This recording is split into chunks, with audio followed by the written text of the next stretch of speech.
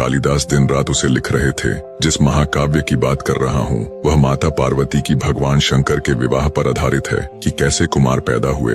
भगवान शंकर के पुत्र कार्तिकेय इसका ग्रंथ था। कालिदास लिख रहे थे कि माता पार्वती ने कैसे अपर्णा व्रत किया और कैसे उन्हें भगवान शंकर मिले। इसके बाद कैसे माता पार्वती और शंकर जी का विवाह हुआ। यहाँ तक तो ठीक था, लेकिन जैसे ही कालिदास ने माता पार्वती और भगवान शंकर जी के शयन कक्ष का वर्णन प्रारंभ किया, कहते हैं कि ऊपर सरस्वती को माता ने बुलाकर पूछा कि ये कौन मूर्ख है जो माता पिता के अंतरंग बातों को यहाँ लिख रहा है। सरस्वती माता बोली कि ये विश्व का सबसे बड़ा कवि है, ये होगा कवि, पर मैं तुम्हें आदेश देती हूँ कि आज के बाद ये एक शब्द न लिख पाए। कालिदास पक्षाघात से मर गए, लेकिन उसके बाद एक लाइन न लिख पाए। शब्द ब्रह्म है, भगवान है, अगर इसका अपमान करोगे तो सरस्वती तुम्हें एक दिन मिटा देगी। प्रिंस गुरुजी के मुंह से ये बात सुन हक्का बक्का सा रह गया और हाथ जोड़कर और आंखें नम गुरुजी से बोला, गुरुजी मुझे बचा लो, मुझसे बहुत बड़ा पाप हो गया है। गुरुदेव बोले, आज से माता पिता की आज्ञा का पालन करना और मंदिर में रोज जल चढ़ाने जाना और खूब भगवान का नाम जप करना है।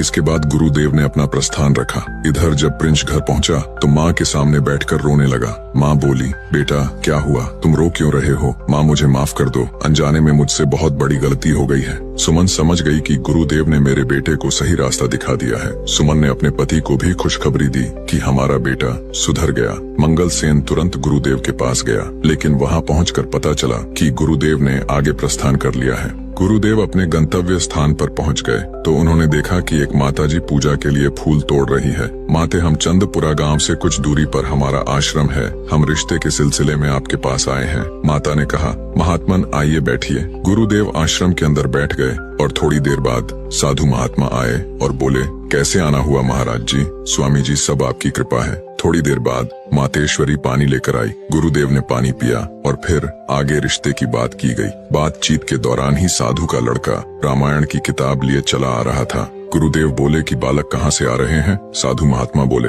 आज पास के गांव में रामायण का कार्यक्रम था तो सुबह आज वहाँ गया था। लड़के ने आदर पूर्वक प्रणाम किया और कुछ बातचीत होती रही। गुरुदेव को बालक का स्वभाव बहुत पसंद आया। मन ही मन उन्होंने बेटी का हाथ देना उचित समझा। साधु महात्मा बोले कि किसी शुभ दिन हम आपके यहाँ आते हैं और रिश्ता पक्का करते हैं। गुरुदेव ने कहा, स्वामी जी का इंतजार रहेगा, और फिर वह अपने आश्रम को प्रस्थान किया। लौटते समय भी उन्हें शाम हो गई थी तो आज गुरुदेव को एक और गांव में रुकना पड़ा। उस गांव के लोग भी गुरुदेव को अच्छे से जानते थे, तो जैसे गुरुदेव को देखा तो फौरन उनके रुकने की व्यवस्था की और फिर रात को गांव के कुछ लोग उनके पास आए कि गुरु से कुछ ज्ञान मिलेगा। बातचीत के दौरान गुरुदेव को गांव के एक व्यक्ति ने बताया, गुरुदेव हमारे गांव में 6 माह पहले।